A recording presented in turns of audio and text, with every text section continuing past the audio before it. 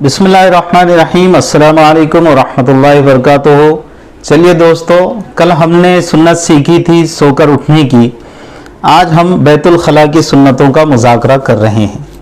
Number 1, इस्तिंजा के लिए पानी और ढेले दोनों ले जाएं। पूरी बात सुन लीजिए पहले। 3 ढेले या पत्थर हों तो मुस्ताहब है। अगर पहले से बैतुल खला में इंतज़ाम किया हो तो काफ़ी है। फ्लश पाखानों में ढेलों की वजह से दिक्कत हो रही है, लिहाजा बाज़ उलमा ने टॉयलेट पेपर इस्तेमाल करने का मशवरा दिया है ताकि फ्लश ख़राब ना हो। देखिए, पानी का इस्तेमाल ये तो है अपनी जगह, लेकिन उससे पहले 3 मरतबा नजासत को अच्छी तरह से साफ़ करना ये भी एक सुन्नत है। देखिए, इसमें बहुत ज़्यादा आला दर्जे की सफाई होती है और यानी हमारी अक्ल भी इसकी गवाही देती है कि इसके अंदर ज़्यादा सफाई रहेगी। चुनांचे आज के दौर में ये जो टॉयलेट पेपर होते हैं, टिश्यू पेपर्स होते हैं, इसका इस्तेमाल करने में कोई मज़ाक़ नहीं है। पहले उसका इस्तेमाल कर ले और उसके बाद फिर पानी का इस्तेमाल करें। नंबर 2, हुज़ूर सल्लल्लाहु अलैहि वसल्लम सर ढाँक कर और जूता पहनकर बैतुल खला तशरीफ़ ले जाते थे। ज़रा गौर से सुने इसको। आज के दौर में बड़ा मसला हो रहा है कि ना सर ढाँक कर जाते हैं लोग, टोपी वगैरह सर पर नहीं रखते हैं, और ना ही जूता पहन कर जाते हैं, खुले ही पैरों बैतुल खला चले जाते हैं। ये खिलाफ सुन्नत है। नंबर 3, बैतुल खला में दाखिल होने से पहले ये दुआ पढ़े, बिस्मिल्लाहि अल्लाहुम्मा इन्नी अऊज़ु बिका मिनल खुबसी वल खबाइस। रवाहुल बुखारी, मुस्लिम, तिरमिज़ी और इब्न माजा। तर्जुमा इसका बनता है, ए अल्लाह मैं तेरी पनाह चाहता हूँ खबीस जिनों से, मर्द हों या औरत।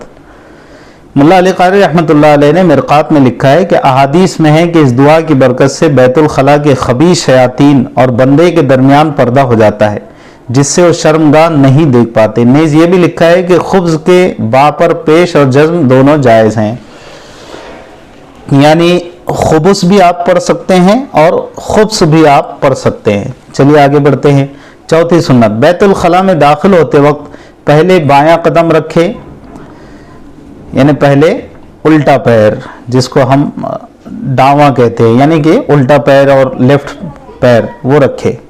नंबर 5, जब बदन नंगा करें तो आसानी के साथ जितना नीचा होकर खोल सके उतना ही बेहतर है, यानी ये भी एक मसनून अमल है कि उसमें भी ज़रा तकल्लुफ़ बरतें और इस तरह से बिंदास बरेना ना हो जाए। नंबर 6, बैतुल खला से निकलते वक्त दाहिना पैर यानी सीधा पैर बाहर निकाले और बाहर आकर ये दुआ पढ़े, गुफ़रानका अल्हम्दुलिल्लाहिल्लज़ी अज़हबा अन्निल अज़ा व आफ़ानी।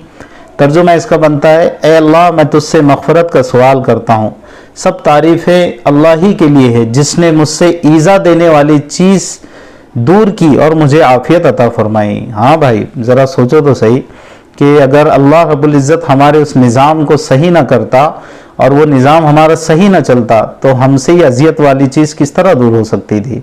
देखिए, जिन लोगों का पेशाब रुक जाता है, टॉयलेट नहीं होते, तो उनका पेट किस तरह से जाम हो जाता है, पेशाब ना होने पर मसाना जाम हो जाता है, आदमी तड़प कर रह जाता है मछली की तरह, और ये कहता है कि साहब जितनी फीस लगे, डॉक्टर से कहता है जितना पैसा आप कहें लेकिन ये काम हो जावे मेरा। तो बताइए आप कि अल्लाह रब्बुल इज़्ज़त कितनी आफ़ियत के साथ और आसानी के साथ हम सबको इस चीज़ से फारिग फरमा रहा है। ये अल्लाह ही का बेइंतहा करम और एहसान है।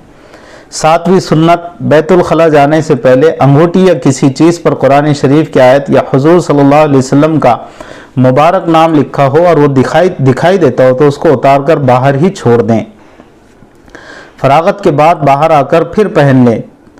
तो यहाँ पर ये बात समझ में आती है कि कुछ नौजवान सवाल करते हैं कि भाई ये मोबाइल में अगर कुरान पाक हो, अल्लाह के नाम हो, दीन की किताबें हो तो इसका क्या हुक्म है। देखिए, जब तक कि मोबाइल ऑफ है यानी वो लॉक्ड है और स्क्रीन उसका ऑफ है तब तक के बहरहाल कोई हर्ज नहीं, बल्कि अनलॉक भी अगर होता है तो अनलॉक होने के बाद अगर अल्लाह का नाम उस पर आ जाता है, कुरान करीम की आयतें आ जाती है, तब तो वो उसका एहतराम लाजिम है। लेकिन जब तक कि वो डिस्प्ले पर ना हो तो किसी किस्म के तकल्लुफ़ बरतने की ज़रूरत नहीं है।